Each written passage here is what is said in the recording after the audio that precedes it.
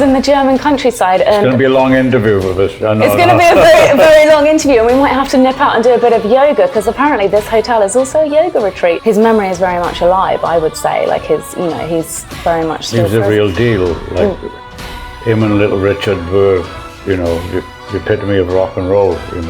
It's an outlet for me to write songs and the poetry. It's not just the getting on stage and performing, it's the fact that actually writing a song is a way of processing my emotions. Cathartic for yourself, Yeah, exactly. It'd be stupid to call the band Motörhead without Lemmy, so we trying to think of Motörhead not in the past tense, but in the present tense. The lifestyle's still there, the music's still there. I had a vision of Lemmy, and he was riding a black stallion, and he had a slice of pizza. And when I said the pizza thing, I was like, well, that sounds almost humorous. But there was no humor intended in that. That was just a vision or an apparition I got. He used to claim he rode horses. Oh, okay. I wouldn't dismiss that at all. No, it's interesting. And he liked pizza. Well, he liked pizza. As long as there was no onions on it. So I'm here with the legendary Phil Campbell in the German countryside in this lovely little closed down restaurant, which is all a little bit random, but we're going to go with it. And I was at a festival yesterday and I ran into Ray from Korn. Oh yeah, Ray. He played drums on one of my tracks, and I mentioned that I was going to meet you, so he said to say hello. So that's the first thing that I've got to get off my chest. Yeah, Ray's great, hell of a drummer. I've known Ray for many, many years, and he played on my solo record as well. Yeah, no, he was saying that. He said that you're a nice bloke, and I think you get all these people who are like, oh, the image of rock and roll, you've got to be hard-faced, you've got to be a bit of a dick or whatever, but nice people. No, exactly, like nice people, and Ray's one of the nice ones, and he said the same about you, so I thought I'd pass on his hello. Did you see my other friend there, Harley from the Cro-Mags? They played yesterday. No, I didn't. No, I didn't. He's another lovely guy. Yeah. Till you get on the wrong side of him, and then well, probably, we all are. But he's a great bloke, Harley. So, I mean, we're here, and you're about to play a massive gig, and you've been. We're not about to play. We've got about. Okay, about 12 hours in the German countryside. It's going to be a long interview with us. It's going to be a very, very long interview, and we might have to nip out and do a bit of yoga, because apparently this hotel is also a yoga retreat. So you've got 12 hours to do the old downward dog, get yourself ready for stage. Not going to affect me. No. Yeah. So, I mean, what are your plans for before you perform? Sleep. Take a shower, sleep. I think I know it's a quiet day, but it's actually one day where there's actually nothing at all apart from the show that I can do. Yeah. Because when you're at home, there's always something needs doing and whatever, and a few of the boys are really busy with stuff. So all of us are really. So it's quite I can nice. Really chill out a bit. Yeah, no. Yeah, it's quite nice. I suppose you get the contrast of two worlds. There's like these massive, intense moments where you're performing to thousands of people, and then like here, where it's so tranquil, time to yourself just to chill out. And yeah, we've got a full 45 minutes tonight to play, so yeah, it's going to take it out of me. Yeah, and just kidding. And you've obviously been doing this for a long time. I mean, there's obviously a passion inside you to keep you going and keep you performing. And what do you think the key is to that kind of longevity and sticking around? Because a lot of people don't. Well, I just enjoy the music on stage. If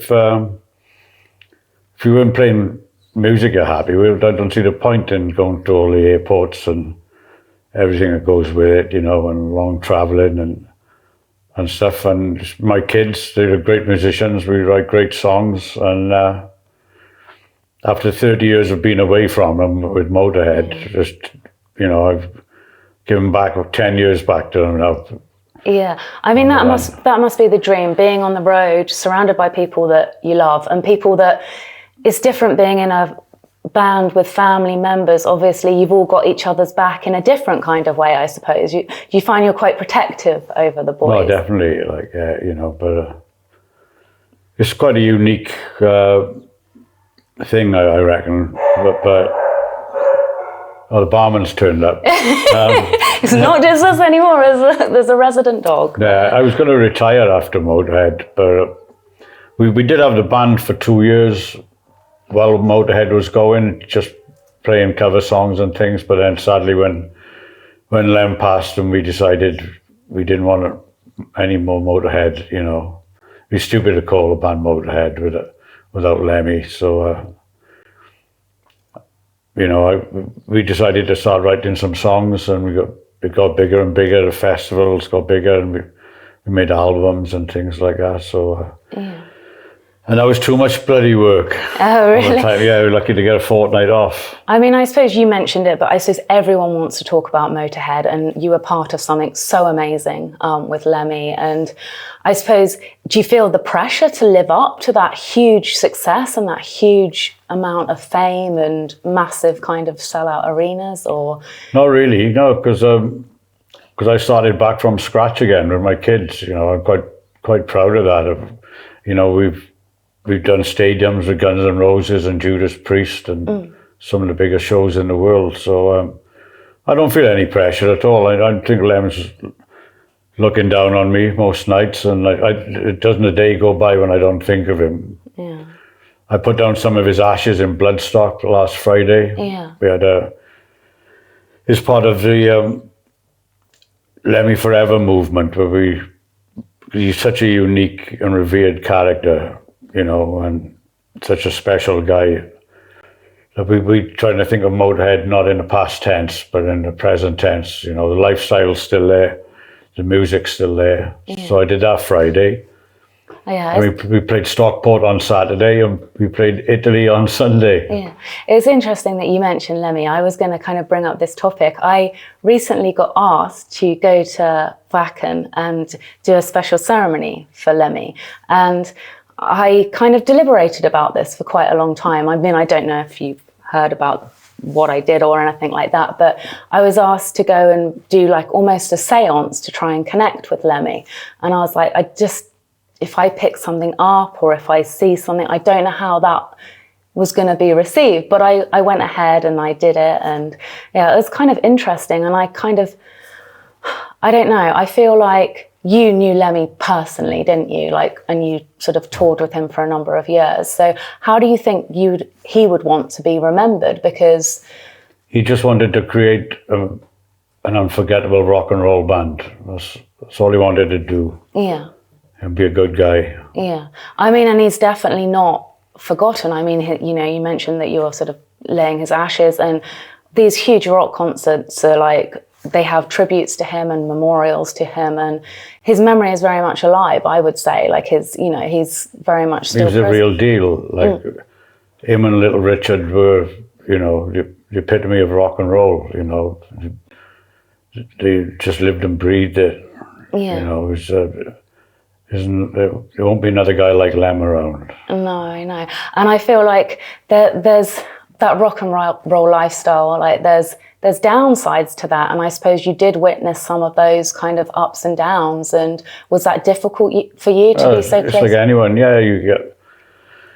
I think people do it just for that hour on stage or 2 hours on stage or whatever, because a lot of the rest of it's like crap. If you get reasonably successful, then some of it's quite fun then, but it's hard. It's all hard work. Yeah, I think that's the one thing that keeps everyone going, is that moment when you step out on stage. Like all of the sort of airports, all the downtime, it's about that, isn't it, for all these people? That feeling when you step out into the crowd. Yeah, and I think the main thing for new people, new artists starting off, is to actually enjoy the music, because don't expect to be like successful. I mean, you can get successful overnight now going on these bloody reality crap programs like and all that, but to be a successful artist, you'll just believe in what you write and what you play, and if you work hard enough at it, you might be one of the lucky ones that gets some luck, you know, if you got talent. But don't think it's going to be, you know, a huge money pot that automatically come just because you're good. Because there's so many amazing musicians I've seen playing all over the world, and they just busking. Yeah. You know, so. I mean, I think you've got to kind of remember why you do it, because I think I mentioned at the beginning that I'm a music artist. And the reason I do it is, and I would do the same if no one listened, it's an outlet for me to write songs and the poetry. It's not just the getting on stage and performing, it's the fact that actually writing a song is a way of processing my emotions. It's cathartic for yourself, like, yeah. Yeah, exactly. And even if I was sitting in my bedroom, like when I was a child going through, I didn't fit in at school at all. I had a horrible upbringing. So I would sit there with my notebook. Something you have to do and something you want to do. Yeah. That's your release, and there's so many things. And there's no way, why shouldn't you do it? It's you. Yeah. So it makes that part of you. Yeah, and it's like, but yeah, whether 100 people hate it, whether 100 people like it, like that is a process of getting out everything that's in me. And if you don't like that song, you don't like me, but that is me. And that's a hard thing as a new artist, because everyone's making a judgment. You know, everyone makes a judgment about everyone. When you walk into a room, you'll be like, oh yeah, you're ugly, you're smelly, you're like whatever. Like people make judgments based on how you look. And as an artist, they instantly make a judgment. You're this, you're that, you're something else. But as long as what is coming out is from here and you can hold on to that, then I think that's the most important. You can rise above the rest, and like, as long as you're happy with what you're doing, that's it. That's it. I mean, do you ever get affected by other people's comments or other people's feedback? Or because it's easier said than done, isn't it? Like, you know, be true to yourself, block it all out. And it's hard when you're a new artist. It's hard because, you know, we touched on Lemmy, but part of being a performer, you do have those vulnerabilities, and you do want that approval, and you do want to be accepted. So I just ignore people, you know, especially now on social media.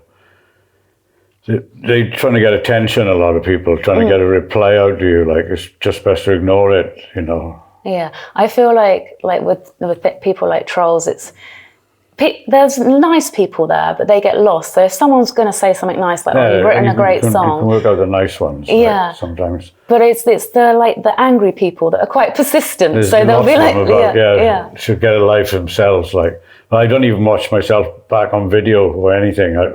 I won't watch this interview now. I never watch myself or anything like that. No, it's hard. We'll make an album, it's done, and it'll be a year after that till I listen to it again. Like, that's an interesting. Because it's coming out of that time, and that time is gone now. It's in the moment. Yeah. You know, you may want to listen back to it in 6 months or a year's time, like. I think, like, as a new artist as well, that's quite an important lesson, because you get a bit precious. If you write something that means something, you kind of want to hold on to it. But then you're right, you do move on as a person, don't you? So you write a song today, a year before it's even hit the public, you've changed a bit. So it becomes less precious, I suppose. So. Yeah, well, you may want to change things on a song. You know, right up till the end of recording, and after recording, there's always things you think, oh, I could have changed that, you know, but you didn't in the end, so it's done. So just move on. Yeah. It's like with Lem and Motörhead, the three of us, we never thought about life after Motörhead. We always thought about the next song, the next gig, the next tour. You know, so we kept going like that. I mean, do you think like I find this, what you're saying is relatable to me, because I find that I'm always searching for the next thing. And you know, when taking that moment to actually appreciate what you've achieved and to sit back, it's quite hard, isn't it? Because you're like, oh, what next? What, you know, it's just do it on weekends. Yeah, just do it on the weekends, or come to a yoga retreat in the middle of Germany and be like, wow, I've done something good. You might end up here one day, you never know. Well, exactly, you never know. I mean, it's an interesting place to be. I mean, have you got any interesting stories about Germany? Have you anything exciting happened to you while you? No, there's too many. I can't go into all that. Germany's always been really good to us. When we couldn't get record deals and things in the early days, all the fans always showed up, you know, to see us play. So Germany was probably the best place for Motörhead. Yeah, it's all the way through. It's a great place for like rock and metal music. Like there's a big community out there. Like hence these huge concerts that are happening. But I mean, I feel like, I guess how important do you think it is to actually have a record deal? I mean, people are very DIY these days. It's different. Like, you can almost create a record in your spare room and get it out on the internet within a few weeks. Do you think the record label and that sort of big machine is still important? Well, you've got to have some, it helps to get decent distribution. So, you can get lucky with a deal, or you can get promised all sorts and nothing will happen. You can end up being a tax loss. We were for one particular company in America. They didn't try and push anything. We worked out we were a tax loss for them in the end, and we were writing some good albums as well. But you can get albums and put them out now yourself. Yeah. I don't really. I wouldn't like to advise much on that, but you need, if you want to get your music heard like in a wide scale, you need some form of distribution. Yeah, I mean, I feel like everyone can do it, but because everyone can do it, of course, there's just so much more music available to people, and I still think performing live is important, because in the world of the internet, it's not the same as having that personal connection with a fan who's watching, or even talking to people. It's very different to sort of being behind a computer, and it's not as interactive, I don't think. No, it's like people, as soon as we get on stage, you see all the phones coming up. And I don't mind somebody filming a little bit, half a song. Or you get people, and I see them, and they've been there, they're expressionless, and they've been there the entire show. They haven't moved a limb, and that stuff like that really pisses me off. Like, we should live in the moment, and it's off-putting as well. I much preferred it when people couldn't be just filming, and the quality's crap anyway. Yeah. And I'd rather see them, tapping their feet or anything. Yeah, it's more like enjoy the moment, enjoy the music. Yeah, you walk on stage and automatically the cameras come up. Yeah. Phones. It's strange, isn't it? It's just so socially accepted. You just pull out your phone and capture anything, and there's pros and cons in that. But yeah, if you're stood behind your screen and sharing it with your friends, it's like, well, you could have just watched it on telly then, couldn't you? You've got to be in the moment, you've got to, be there. Yeah. It's important. Yeah, no, I think it is important, and it is a shame that it's gone that way, and hopefully there's some sort of balance, and people are kind of take a couple of pictures, put your phone away, and enjoy the rest of it. I don't mind that at all. It's fine. Yeah. Do you think, obviously the fact that everything can be shared, you can't have a bad gig anymore either, can you? Like, it will all be documented, or, everything is documented these days. And if you go to the toilet backstage, 2 hours later, you'll be flicking through Twitter or something, and filming me walking to the backstage toilet.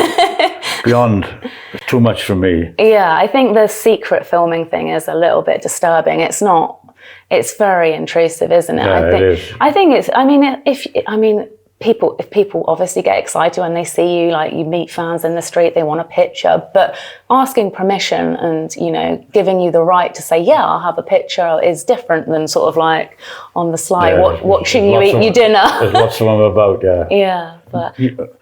Luckily, most people are really nice and polite, but there's a handful of really rude people about, like... Yeah, I suppose you just got to focus on the good, because... Best to ignore them if you can. Yeah, there's always some idiot trying to ruin your day somewhere. If you get angry with them, then they're gonna have a vendetta against you then, and they'll just start putting all sorts of crap on it, like so. Well, it's that thing, isn't it? You can't argue with stupid and something. You know what I mean? It will just keep, don't worry about it. Giving it fuel to the fire. So, and what are your kind of like beliefs? Do you believe in the afterlife and things like that, or do you believe that we have one life and then that's? Yeah, I believe, because I kind of had a message off my mum after she passed away. Oh wow. It was impossible. My mum had passed away, and I flew to LA, and I had a choice. I could have even gone to my apartment, or I could have gone straight to Anaheim House of Blues to see Violent Femmes, I think it was. Okay. And I'm thinking, what should I do? What should I do? So I drove down to Anaheim. I tried to check into one hotel. It was full. Checked into another one full. The third hotel, yeah, they had a room for me. So I went up into my room. I took a shower. I came out. The phone goes, and it was hello, Phil? I said, yeah. Phil, this is Tony. I said, Tony who? This is Tony. I'm a friend of your mum's. Your mum's dead, right? And I said, I'm sorry. And I put the phone down. And I wish I hadn't put the phone down now. Because he said, I am a friend of your mum's. Nobody in the world knew I was in that hotel. Yeah. No person in the world knew I was in that hotel. Yeah. Only the receptionist, and he didn't have a clue who I was. Yeah, I mean, it's... So it proved it to me. Yeah, I mean, I think you have to have some kind of quite powerful encounter to believe in something like that, I guess. Nobody in the world knew. My mum didn't know any Mexicans in Los Angeles called Tony. Yeah. Yeah, that's absolutely mad. I mean, I talk about this subject a lot. Like, I believe in ghosts and I believe in spirits, and it hasn't always been that way, actually. Like, growing up, I didn't even think of the topic, and then I had something quite impacting happened, and sometimes I pick up on energy, and we mentioned it earlier, like I was asked to come in and see if I could pick up the energy of Lemmy, which was a weird situation for me, because it's like, if you do you share that? Like, he believed in ghosts, man. He said he saw him when he was with Hawkwind. Yeah. A few of them did, in some old shack somewhere they were staying. Really? Like, yeah. Wow. Yeah, that's really... Like, when I went into I think it's called the Langershof, you know, where they've got his possessions. They've got the guitar, some of his stage put the ashes plays. down there as well. Yeah, and I got this quite strange image, actually, and I'll tell you this, and I hope I don't want you to take any offense to this, because I mean it all like I had a vision of Lemmy, and he was riding a black stallion, and he had a slice of pizza. And when I said the pizza thing, I was like, well, that sounds almost humorous, but there was no humor intended in that. That was just a vision and an apparition I got.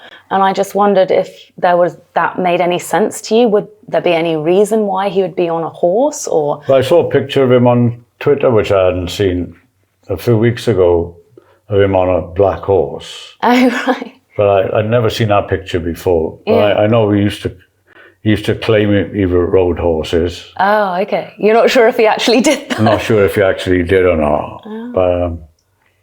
But I wouldn't dismiss that. So, no, it's interesting. I mean, I only like pizza. Well, like, as long as there was no onions on it. Oh, well, I mean, I didn't get... Like, everyone's like, what flavour was the pizza? I was like, what flavour was the pizza? And I was like, well, it was the other... Like, everyone... Like, I was just like... like, when you see something... It was a slice of pizza, and everyone's like, what? And I was like, well, no, that's generally what I saw. So I'm going to just say what I saw, and some people will be like, that's crazy. And some people will be like, well, yeah, I get it. But it's interesting that he believed in ghosts. That's quite... Yeah. So you kind of believe that his spirit is still out there somewhere?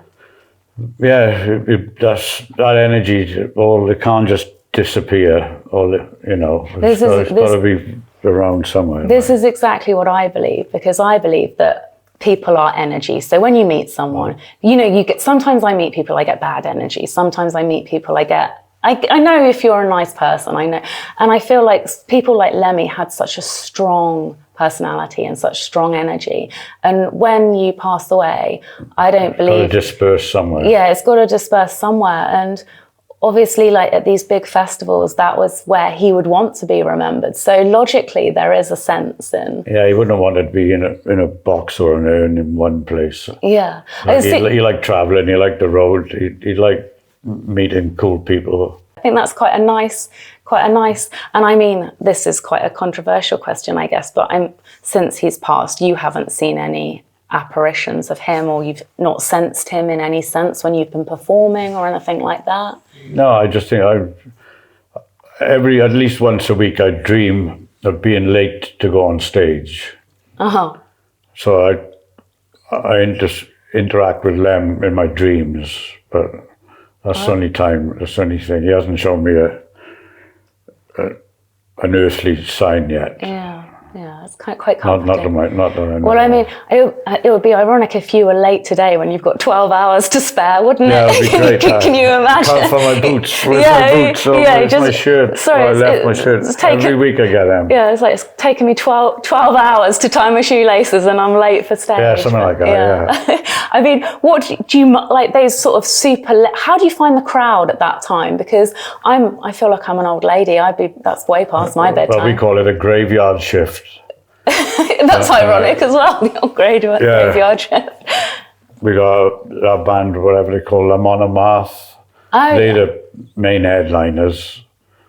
So we're the last band of the festival, like, so I'm sure we'll get a good crowd. No, I think you will, because everyone is so hyped up. We always draw a good crowd, yeah. The worst slot is the sort of 10 a.m. when people are just not that interested. There's a band on 9:30 this morning. Oh, was there really? I don't know. Is there people around? Well, there must be people around, but yeah.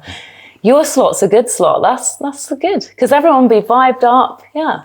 I hope so. Yeah, it's a bit late. I'm normally in bed at 9:30. Yeah, that's what I was saying. Like I'm one of those who wake up early in the morning and then I'm like, oh, it's 9 o'clock, past my bed. 9:30, an hour's TV, and go to sleep then. Yeah. Well, you'll have to try and trick your brain. You'll have to go to yoga. Go to yoga, get a few moves in, have a little bit of a snooze, and then wake up and be late for stage. I'm trying to hunt down a Diet Coke now. Yeah, I mean that sounds like the easiest thing in the world to find a Diet Coke, but yeah, that is my drink of choice. Like I'm always like too much caffeine, like too many espresso, not much alcohol really anymore, because take it or leave it. Too many espressos, too many Diet Cokes, too much caffeine.